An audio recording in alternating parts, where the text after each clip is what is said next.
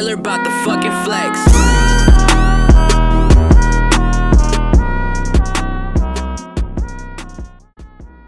Eh bien, salut à tous, c'est Sam, j'espère que vous allez bien. Aujourd'hui, nous nous retrouvons pour une vidéo d'actualité, une vidéo où je ne prendrai aucun parti, une vidéo complexe, alors accrochez-vous.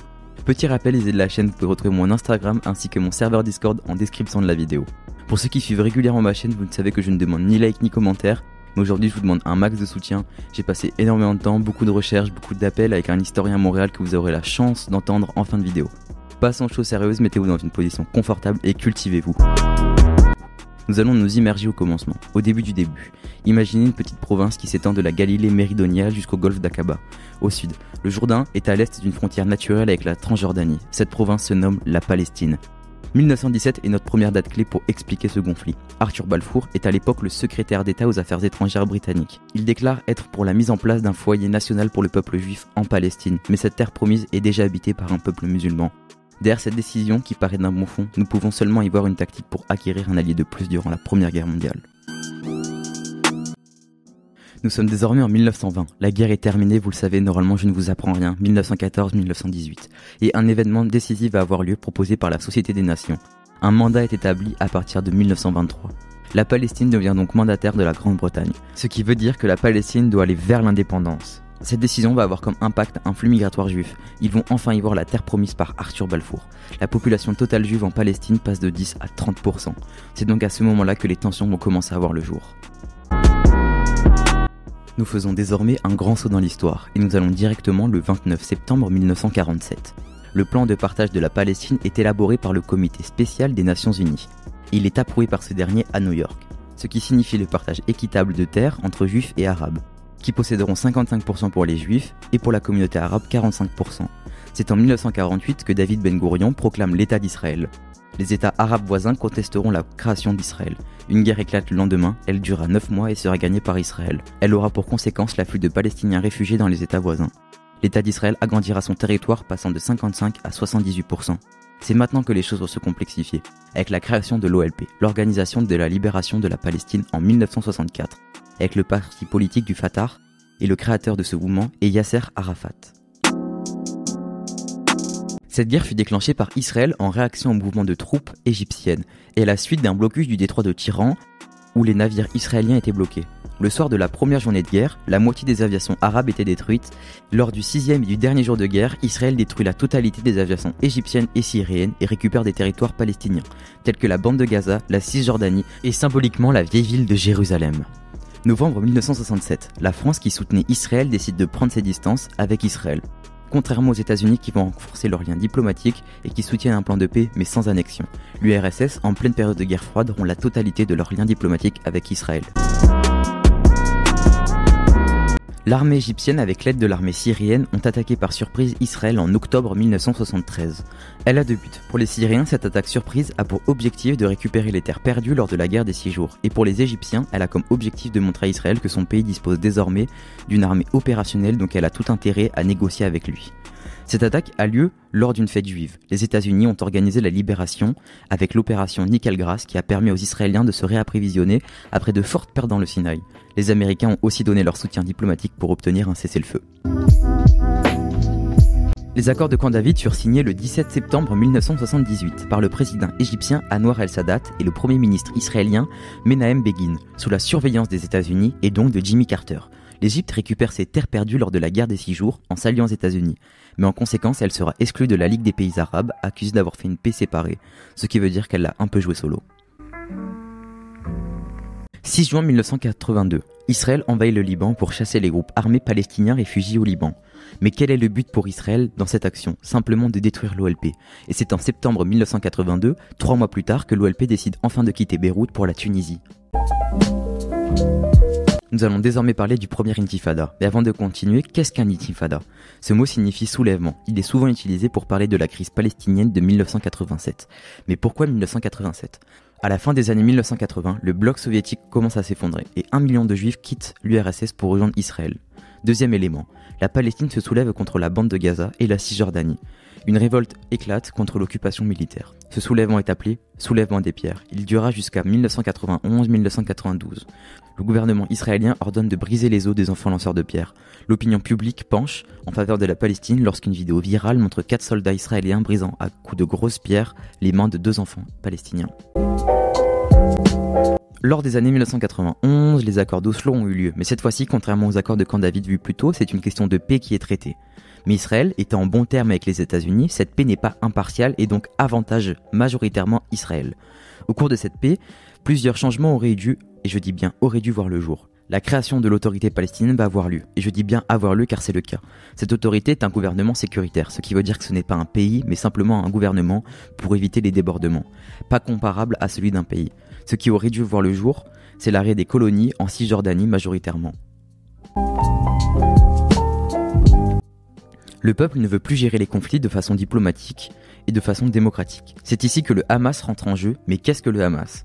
Le Hamas est un mouvement de résistance islamique et c'est un mouvement de résistance palestinien constitué d'une branche politique et d'une branche armée, principalement située à Gaza. Suite à cette montée de colère du peuple palestinien, le Hamas grimpe en flèche, ce qui aura pour conséquence de nombreux attentats suicides en Israël. Le deuxième intifada commence en septembre 2000 et se finit en 2005. Durant ce soulèvement, la Palestine utilise des armes et ce ne sont plus des simples cailloux utilisés, mais une vraie violence qui est en cours. Des milices voient le jour accompagnées d'attentats suicides. L'Assemblée est dominée jusqu'en 2006 par le mouvement du Fatah.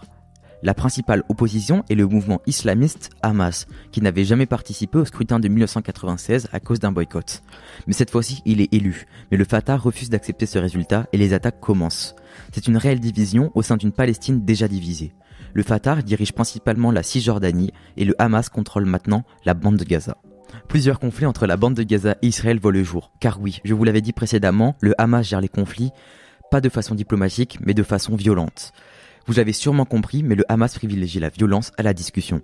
Pour comprendre d'où viennent ces armes, alors que la Palestine n'est pas un pays, mais un gouvernement, c'est assez simple. La Palestine va creuser des voies souterraines en direction de l'Égypte. Et cela fait point de passage avec les armes en provenance d'Iran et d'autres pays. Mais la Cisjordanie commence aussi à se révolter, qui était dirigée par le Fatah. De plus en plus de résistance et de loups solitaires voient le jour pour combattre l'armée israélienne. Mais qu'est-ce qu'un loup solitaire ? Un loup solitaire, c'est un peu quelqu'un comme moi, comme vous, d'un métier, qui en a marre de quelque chose et qui pense que privilégier sa vie pour une cause est plus importante, et donc elle ne fait pas partie d'une milice ou d'une armée, elle va attaquer seule.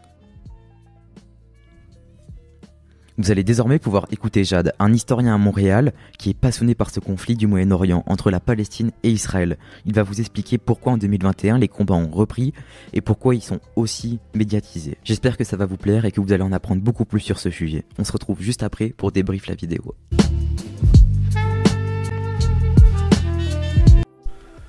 Pourquoi le soulèvement a repris de l'ampleur depuis quelques semaines ?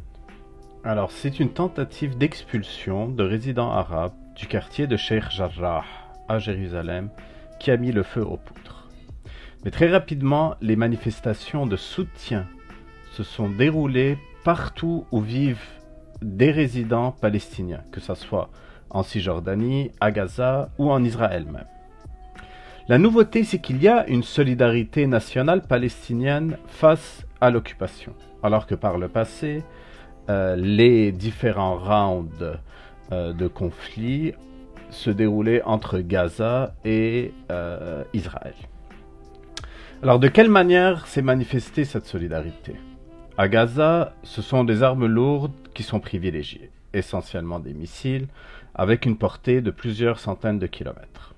À Jérusalem et en Israël, ce sont des manifestations violentes, voire des émeutes, qui se sont déroulées. Et finalement, en Cisjordanie, on a eu un soulèvement de la population locale qui a pris pour cible à la fois les colons israéliens et les forces d'occupation. Le contexte dans lequel se déroule ce nouveau round n'est pas anodin.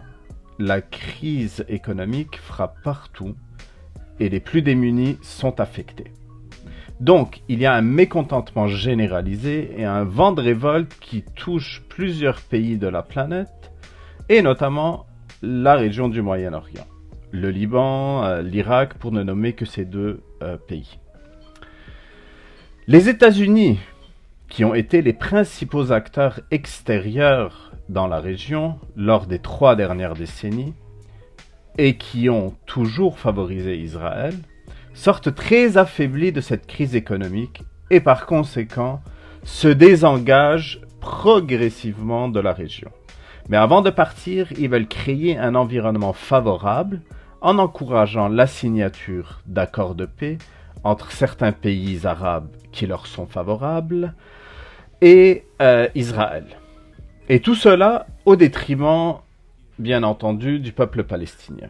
Ces accords, plus connus sous le nom d'accords d'Abraham, qui sont signés à la fin de l'année 2020, ne font aucunement mention du peuple palestinien et offrent sur un plateau d'argent les territoires qu'Israël occupe depuis 1948.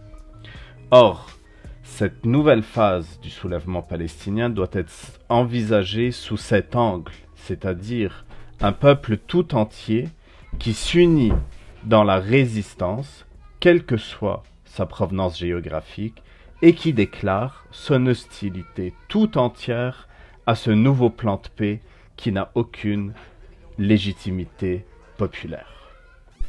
Il y a également un autre contexte plutôt favorable au peuple palestinien qu'il faut également évoquer. On vit depuis plus d'1 an à l'ère du Black Lives Matter. Il n'est donc pas étonnant que depuis quelques mois, on assiste à une solidarité internationale inédite jusqu'alors avec la cause palestinienne.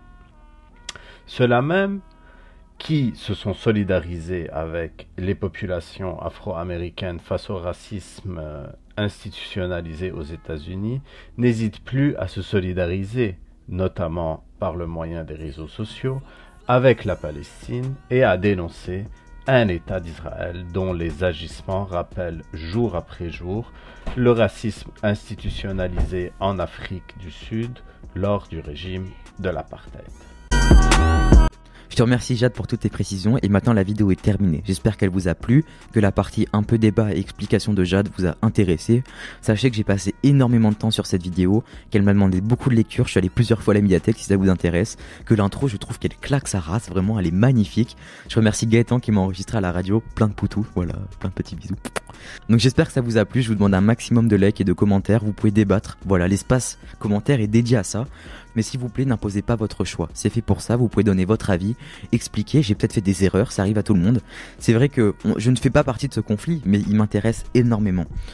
J'espère que ça vous aura plu, c'était le 7ème épisode de Tout n'est pas toujours tout rose, et on se retrouve très bientôt pour un futur épisode sur le Darknet, une chronique que je fais à la radio avec mon cher Gaëtan. Plein de bisous, c'était Sam, et on se retrouve très bientôt, bye bye. Sur ce, attention à vous. Dans ce monde, tout n'est pas toujours tout rose. Bye bye.